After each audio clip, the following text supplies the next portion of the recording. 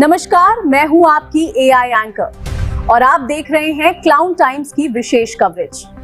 आज हम बात करेंगे प्रधानमंत्री नरेंद्र मोदी के स्मार्ट सिटी बनारस में थाना चौक अंतर्गत एक कथित अवैध व्यावसायिक निर्माण को लेकर एक बार फिर गंभीर सवाल उठ खड़े हुए हैं।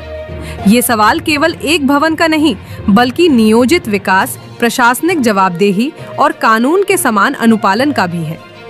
एक ओर वाराणसी के सामान्य नागरिकों को अवैध निर्माण के नाम पर नोटिस दिए जाते हैं, ध्वस्तीकरण की कार्रवाई की जाती है और शिकायतें रहती हैं कि इन कार्रवाइयों के दौरान उन्हें भारी आर्थिक नुकसान उठाना पड़ता है। वहीं दूसरी ओर थाना चौक क्षेत्र के रेशम कटरा स्थित हथियाराम मठ परिसर में पिछले लगभग 5 वर्षों से कथित रूप से एक विशाल बहुमंजिला व्यावसायिक निर्माण होता रहा। आखिर ये निर्माण किसके संरक्षण में आगे बढ़ता रहा? यदि शिकायतें होती रहीं तो कार्रवाई क्यों नहीं हुई? यही सवाल अब शासन और प्रशासन के सामने खड़ा है। इसी पूरे मामले को लेकर एक सामाजिक कार्यकर्ता ने उत्तर प्रदेश के मुख्यमंत्री योगी आदित्यनाथ को विस्तृत शिकायत भेजकर पूरे प्रकरण की स्वतंत्र एवं निष्पक्ष जांच कराने की मांग की है। अब जरा इन तस्वीरों को ध्यान से देखिए। आप अपनी स्क्रीन पर रेशम कटरा स्थित हथियाराम मठ परिसर का ये विशाल व्यावसायिक निर्माण देख सकते हैं। शिकायतकर्ता का दावा है कि यहाँ सैकड़ों दुकानें आकार ले चुकी हैं और कुछ ही महीनों में निर्माण कार्य तेज गति से आगे बढ़कर 3 मंजिल तक पहुँच गया। ये दृश्य अपने आप में कई सवाल खड़े करता है कि यदि निर्माण कथित रूप से नियमों के विपरीत था तो इसे समय रहते रोका क्यों नहीं गया? शिकायतकर्ता का आरोप है कि पिछले लगभग 5 वर्षों में ये निर्माण विभिन्न चरणों में आगे बढ़ता रहा। शिकायतकर्ता के अनुसार इस दौरान अलग अलग समय पर अलग अलग बिल्डरों का नाम इस निर्माण से जुड़ता रहा और बाद में वे इससे अलग हो गए। वर्तमान में शिकायत के अनुसार इस निर्माण से धीरज अग्रवाल का नाम जुड़ा हुआ है। इन दावों की पुष्टि किसी सक्षम प्राधिकारी द्वारा नहीं की गई है और यही कारण है कि शिकायतकर्ता ने पूरे मामले की स्वतंत्र जांच की मांग की है। शिकायत में कहा गया है कि इस निर्माण के संबंध में मुख्यमंत्री कार्यालय सहित विभिन्न स्तरों पर कई बार शिकायतें की जा चुकी हैं, लेकिन इसके बावजूद निर्माण कार्य रुकने के बजाय आगे बढ़ता रहा। शिकायतकर्ता का आरोप है कि वाराणसी विकास प्राधिकरण का पूरा तंत्र इस मामले में प्रभावी कार्रवाई करने में विफल रहा। शिकायत में वाराणसी विकास प्राधिकरण के जोन 3 के क्षेत्रीय जोनल अधिकारी, संबंधित जूनियर इंजीनियर तथा अन्य अधिकारियों एवं कर्मचारियों की भूमिका की भी निष्पक्ष जांच कराने की मांग की गई है। शिकायतकर्ता का आरोप है कि यदि समय पर कार्रवाई होती तो निर्माण इस स्तर तक नहीं पहुंचता।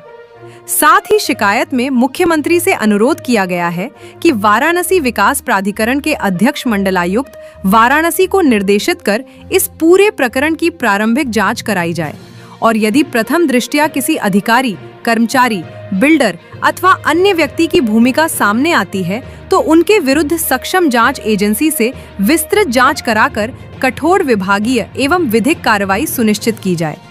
शिकायत में यह भी मांग की गई है कि आवश्यकता पड़ने पर संबंधित व्यक्तियों के call detail record, call log, electronic संचार तथा अन्य डिजिटल साक्ष्यों की भी विधि सम्मत जांच कराई जाए ताकि पूरे मामले की सच्चाई सामने आ सके। इस पूरे मामले ने अब वाराणसी विकास प्राधिकरण की कार्यप्रणाली पर भी कई सवाल खड़े कर दिए हैं।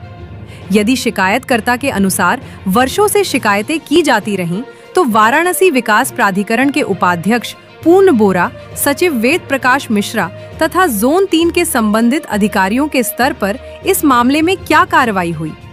क्या शिकायतों की जांच हुई? क्या निर्माण रोकने के लिए प्रभावी कदम उठाए गए? यदि उठाए गए तो उनका परिणाम क्या रहा? और यदि नहीं उठाए गए तो इसकी जवाबदेही किसकी है? यही वे प्रश्न हैं जिनका उत्तर अब जनता जानना चाहती है। अब सबसे बड़ा प्रश्न यही है कि प्रधानमंत्री नरेंद्र मोदी के स्मार्ट सिटी बनारस में नियोजित विकास की अवधारणा को चुनौती देने वाले इस कथित निर्माण के मामले में उत्तर प्रदेश की योगी सरकार क्या कदम उठाती है? क्या शिकायतकर्ता द्वारा लगाए गए आरोपों की निष्पक्ष जांच होगी?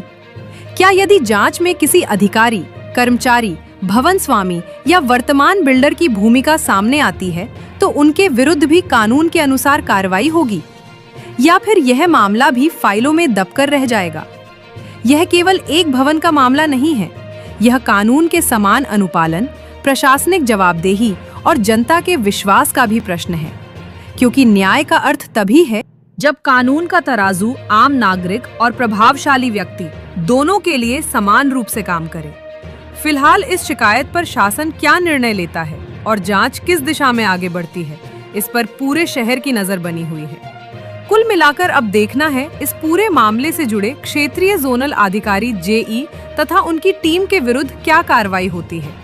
साथ ही क्लाउन टाइम्स की नजर इस बात पर भी होगी कि उत्तर प्रदेश की योगी सरकार के जीरो टॉलरेंस यानी भ्रष्टाचार मुक्त प्रदेश के संकल्प को कहीं इस अवैध निर्माण के पीछे बिल्डर और जिम्मेदार अधिकारियों के मिली भगत से पलीता लगाने की कोशिश तो नहीं हो रही है।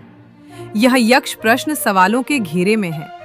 क्लाउन टाइम्स यूट्यूब चैनल की खबरों को आगे भी देखने के लिए चैनल को लाइक करें, सब्सक्राइब करें, बेल आइकन को प्रेस जरूर करें। क्लाउन टाइम्स की खबरों को फेसबुक पर देख रहे हो तो पेज को फॉलो जरूर करें।